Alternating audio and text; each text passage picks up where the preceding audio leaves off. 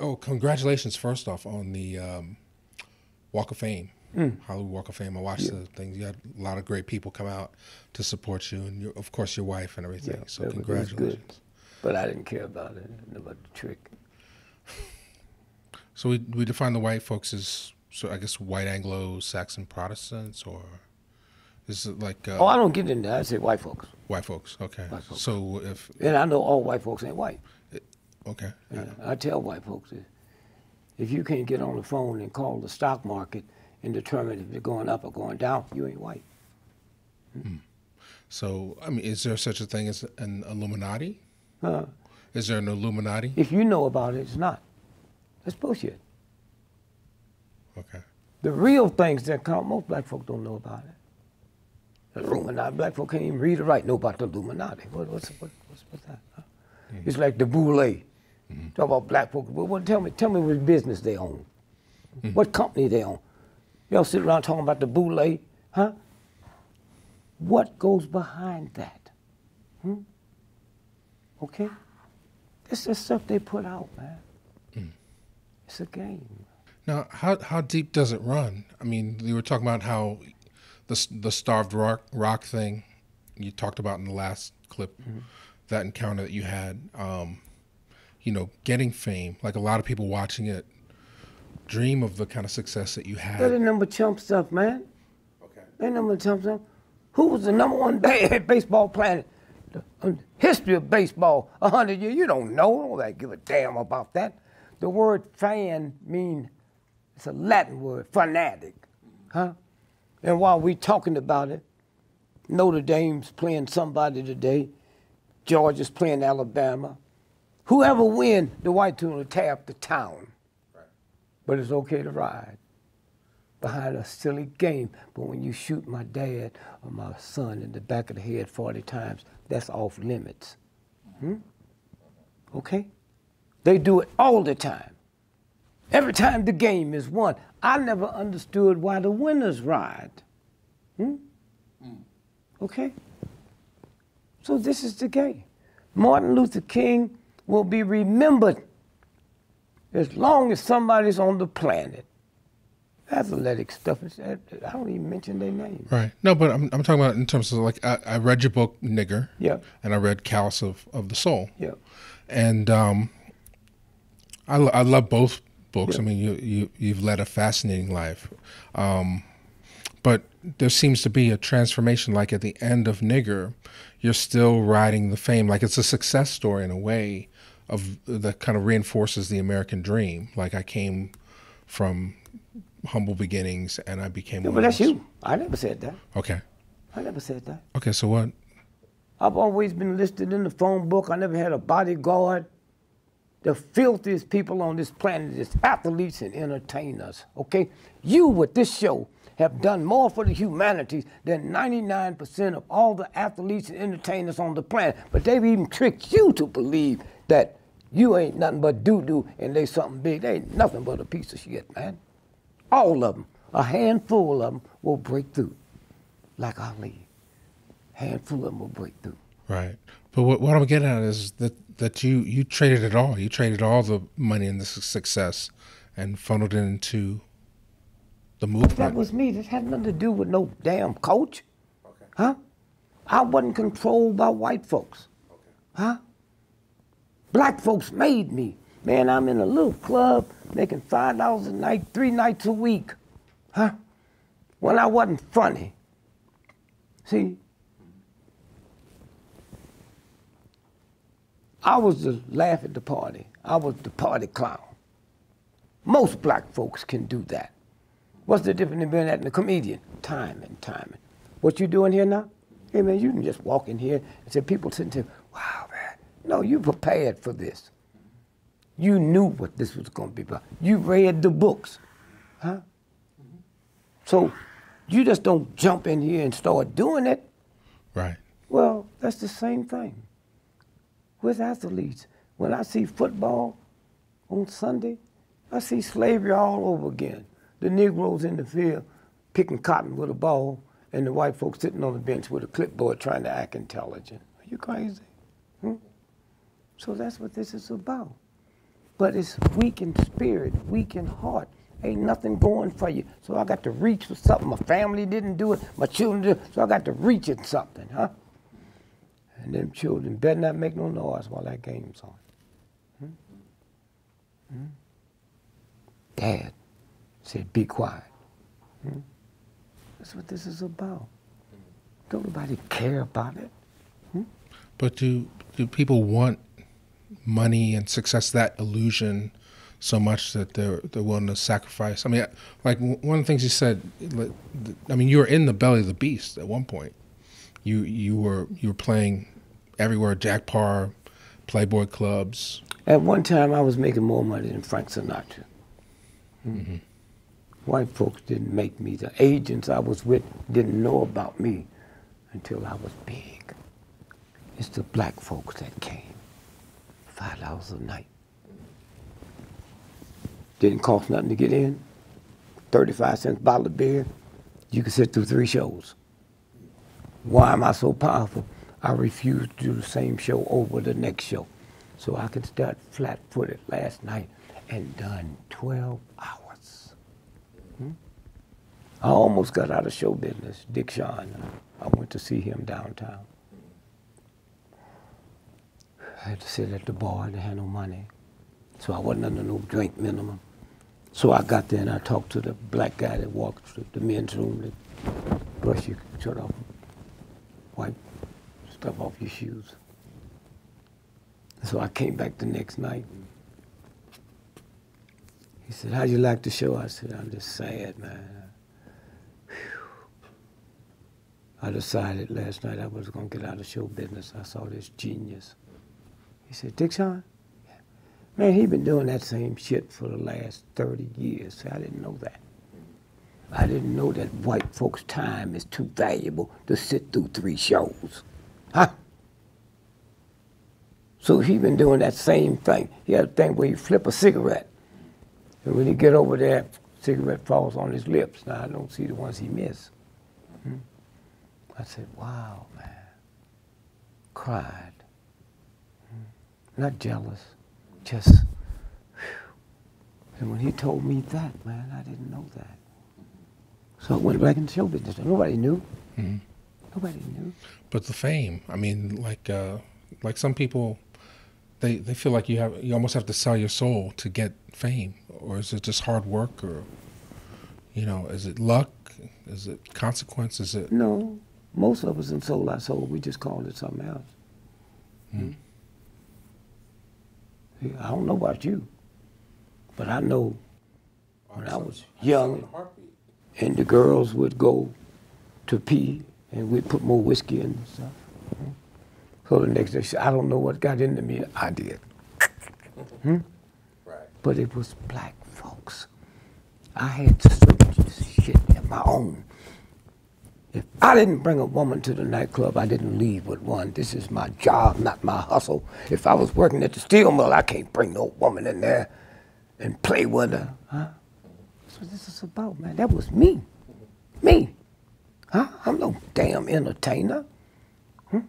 When I looked at Michael Jackson, looked at James Brown, that footwork, no envy. No envy. I knew Michael better than his family. I put Michael on a 30-day water fast. 30 days, nothing but water. And all he talked about is the James Brown. Not out of envy, but out of respect. And then one day, after 39 years, he went on the other side. It was the moonwalk. The moonwalk. My 3-year-old grandchildren can out-moonwalk Michael. Because once you break the lid off, then everybody jumps through. That's what that's about. Right. And you kick that door open. So just to go back, was there a moment of breakthrough? Like I just, I'm just trying to see that that rise, and then at what decision did you decide that it was enough for you? I didn't. I didn't. I didn't know nothing about show business. I didn't know that no black comic could work white nightclubs. I didn't know that. And so, 100 years ago, there was Richard Pryor's. There wasn't no place they could work. The black church, if it wasn't for black churches, we wouldn't have been able to act. We did the Christmas play, the Easter play, We wrote stuff for the church, And then Hugh Hefner, a little pipe-smoking dude, looked like Popeye. When 98% of clubs was owned by the mob, he brought me in. Them black folks had listened to me when I wasn't funny, and I got so funny, they pushed me downtown where they couldn't afford to come see me. I owe that. So I've always been listed in the phone book. I've never had a bodyguard. This is my loyalty. If I didn't bring you in the club, I'm not bringing, this is my job. Right. But were you ever seduced by the fame and the lights and the money, or? Didn't have to be. Okay. See, I knew this. I knew I was going to hit big. I knew that when I was a little boy. I knew it for two reasons. One was embarrassing. My mother believed in fortune tellers. I thought it was ignorance. Never forget Mother Pooh. Said, Miss Lillian, you got a son named Richard. Said, next Tuesday, take him out of school, bring him here at 1 o'clock. I keep feeling something. I was so embarrassed, man. 7 years old. She said, your name Richard? I said, yes, ma'am. She said, how come you don't like me? I said, I think you're stupid. I think my mama's stupid. She said, well, I just want you to know there's a star in the center of your head. And one day you're going to be one of the biggest people in the world. One day kings and queens and powerful will be calling you. 7 years old. And say money, you'll have more money than some countries. And I said, I see it happen. There's a brown briefcase. Well, you way back then, I'm born in 1932, man. But I got no briefcase. Our luggage was shopping bags. You get on train with shopping bags with your stuff in it. So a guy came to me from ABC, and they was doing it. Imagine you, the first network, you, ABC, did a thing called Walk in My Shoes. That was the first thing in the history about the black folk problem. So they came to the club and taped it, and whew, man, you know how happy I was. I didn't know the power. They taped 3 hours. I had 2 seconds. And the world went crazy. That's the power. Crazy. So I bumped into Alex Dreyer, who put it together, and said, oh, Dick, I'm going to tell you, oh, let me tell you the letters. Millions. Oh, and by the way, I got this gift for you. You got time? We might get it now. I got it. Carried it home. It's a brown briefcase. 2 weeks later, I'm on top of the world. Top of the world. I said to my wife, I said, you know, I feel something. But black folks, when they make money, they owe themselves $1 million worth of treats just to start unmessing up their mind. That's what I did. That song, not for mama, not for daddy, but for me, oh Lord, I was trying to get that stuff out of my head. Give me some booty. Then I started doing the research. Booty is a pirate's word for the loot. Let me show you the loot. I'm going to get me some booty. The black woman in America ain't never been freed. So it's booty. Nobody told us that. We don't know why we even said, hey, man, It's a game. And sometimes you fall into something, sometimes you don't. Sometimes you get there and you get caught doing things that you're not supposed to do. You got people that get fired from their job because they hit on the master's son. The whole game. And somebody's keeping track of everything you have to do. They don't have to. No? No, they didn't have the stuff they got now. Mm-hmm. They didn't have to. That's why you know if you believe ISIS ain't us, you're a fool. You're crazy. If you believe them black pirates 3 years ago, Somali, they don't have 5 yachts in the whole country, but they taking on the greatest navies in the history of the planet, and we go for that. Why not? Why not? That's a game. It's like when I was a little boy, if you were colorblind, you couldn't go in the military. That's what black folks, it was a job, man. Medical insurance. So one day, the Air Force, there was no Air Force, Air Force. And they found out colorblind people couldn't see camouflage. So right now, if you was colorblind, you can't read or write, never been to school, you go in as a captain making $1,000 more a month than a real captain. Because when you look over there, you see the shit. Here. Now, the bull is colorblind. So what's the red towel about?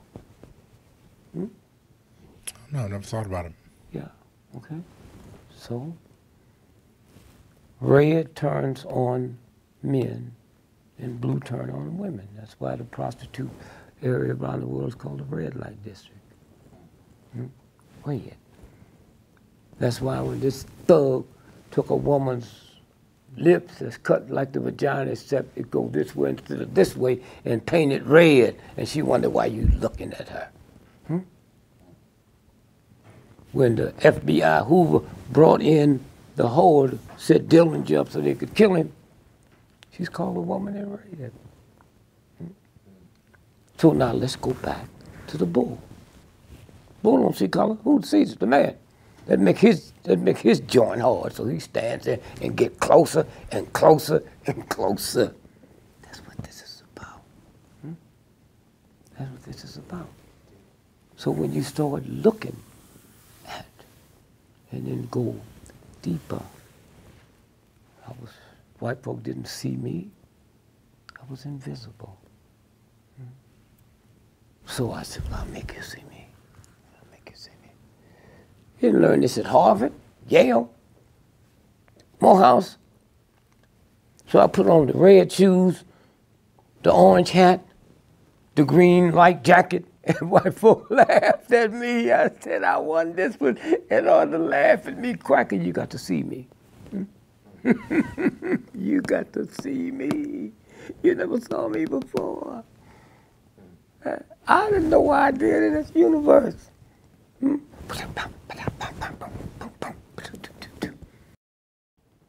White folks love Bill Cosby so much. They had commercials, man, where little white children was riding his back eating tapioca out of his eardrums. Daddy Bill. And so, how do they kill my son and I can't get a commercial? For me, I feel that what Sydney was allowed to do in the Heat of the Night was the start of blaxploitation.